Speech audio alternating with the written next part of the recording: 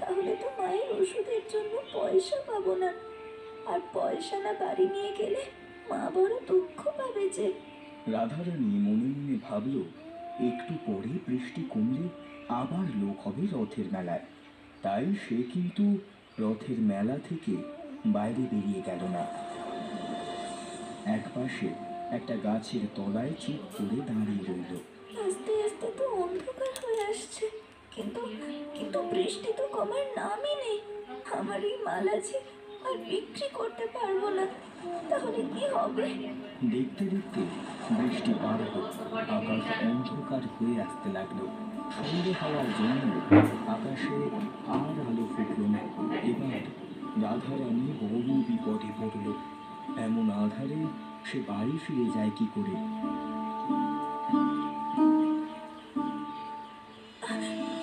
অন্ধকারে তো ঠিক করে কিছু দেখতেও পাচ্ছি না।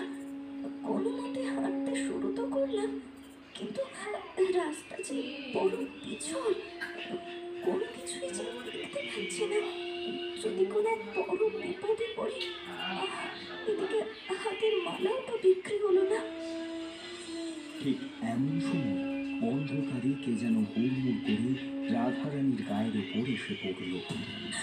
ও মা গো, ও মা গো, কে আমার গায়ের উপর অন্ধকারে এসে পড়লো? কে কে ওখানে?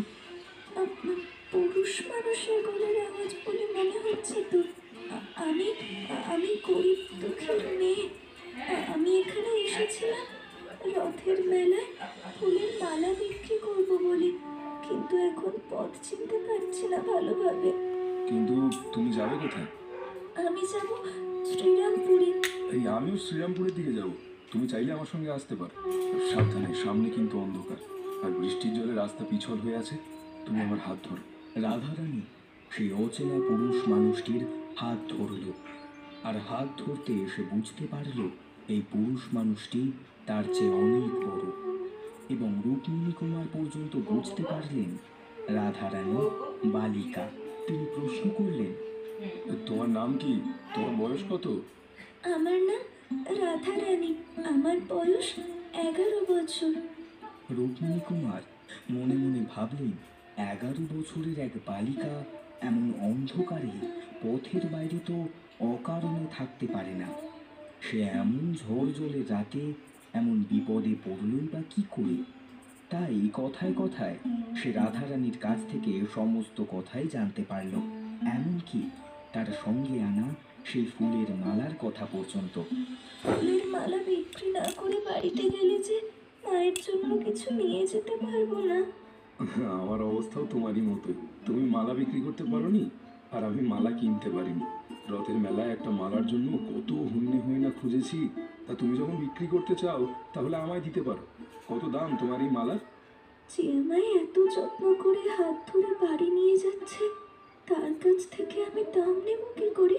কিন্তু কিন্তু দাম না নিলে যে মায়ের খাওয়া জুটবে না। এই এই এই এই এই মালার দাম বেশি নয়, মাত্র 4 আনা। রুক্মিণী কুমার তখন অন্ধকারে দুটো টাকা রাধারানীর হাতে দিতেই রাধারানী চমকে উঠল। আপনি কি আমায় ঠিক দাম দিয়েছেন? এটা যে বড় পয়সা বলে মনে হচ্ছে। অন্ধকারে কেমন চকচক করছে। আচ্ছা, পয়সার বদলে কি আপনি আমায় টাকা দিয়ে দিয়েছেন? আরে না না, তেমন ব্যাপার নয়। এগুলো নতুন কলের পয়সা, তাই এমন চকচক করছে। আর বড় কথা এই যে তুমি তো এই পথই বলেছিলে।